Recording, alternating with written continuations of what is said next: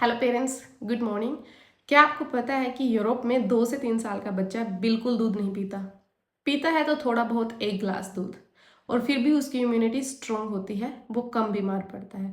हमारे यहाँ इंडिया में हम बच्चे को रोज 3 से 4 ग्लास दूध के पिला रहे हैं, बच्चा फिर भी बीमार हो रहा है। तो सोचने की बात यह है कि क्या वो दूध की वजह से बीमार हो रहा है।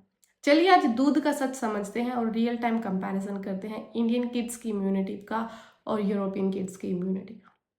सबसे पहला क्वेश्चन कि दूध कब तक पिलाना चाहिए।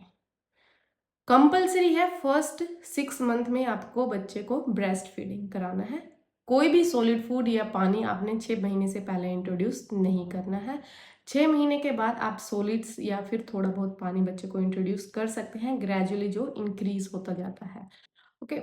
अब बात आती है फॉर्मूला मिल्क की कि आप बच्चे को फॉर्मूला मिल्क कब तक दे सकते हैं। 1 साल तक आप बच्चे को फॉर्मूला मिल्क दे सकते हैं, और उसके बाद फर्स्ट बर्थडे के बाद आपका मेन फोकस होना चाहिए कि आप बच्चे को कंप्लीटली सॉलिड फूड पर ले आएं, ताकि मिल्क पे डिपेंडेंसी जो है वो कम हो जाए। Formula milk I would suggest कि आपको फर्स्ट बर्थडे के बाद नहीं देना चाहिए। फर्स्ट बर्थडे के बाद आप उसको काउ मिल्क इंट्रोड्यूस कर सकते हैं। यूरोप में फर्स्ट बर्थडे के बाद काउ मिल्क पर बच्चा आ जाता है, बट दूध पे डिपेंडेंसी उन लोगों की इतनी ज़्यादा नहीं होती। वो मेनली फोकस करते हैं सॉलिड डाइट पर, बैलेंस्ड डाइट पर। बैलेंस्ड डाइट पे रहता है उनका carbohydrate, fats, vitamins, minerals, everything. बच्चे को मेनली यहाँ पर एग दिया जाता है। एग जो है वो प्राइमरी फोकस है न्यूट्रिशन का और बैलेंस्ड डाइट का भी। बच्चे को हर रोज़ एक एग जरूर जरूर दिया जाना चाहिए। यहाँ पर फोकस रहता है फिशेस पर, क्योंकि फिशेस से ओमेगा 3 रिलीज होता है, जो आपके बच्चे के ब्रेन डेवलपमेंट के लिए बहुत अच्छा होता है। कार्बोहाइड्रेट्स, गुड फैट्स लाइक चीज is also another source of protein and good fats. Another चीज, यगट, ये सब बच्चे की डाइट में इंक्लूड किया जाता है। Fresh fruits and seasonal vegetables.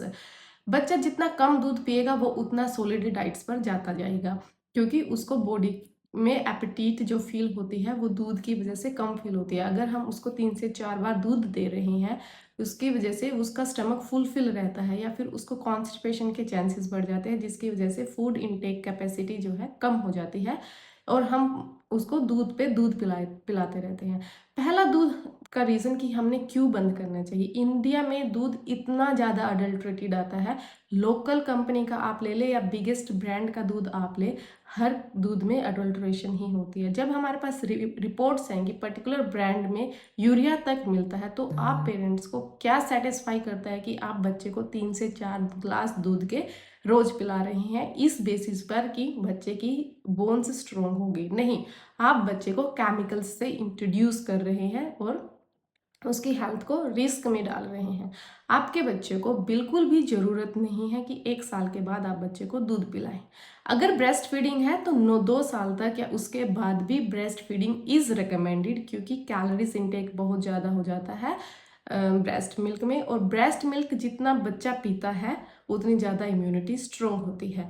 Immunity कैसे स्ट्रोंग होती है? मीन्स अगर माँ किसी के भी इन्फेक्शन के टच में आती है, कोई भी इन्फेक्शन, कोई भी जर्म्स माँ की बॉडीज में जाता है, तो एंटीबॉडीज़ बनती हैं। तो ब्रेस्ट मिल्क में एंटीबॉडीज़ रहती है जो बच्चे के अंदर भी जाती हैं। जब बच्चा बीमार होता है तो वही एंटीबॉडीज़ उसी बीमारी से लड़ती हैं, जिससे आपका बच्चा जल्दी ठीक हो जाता है या उसकी मेडिसिन पे डिपेंडेंसी ख़त्म हो जाती है।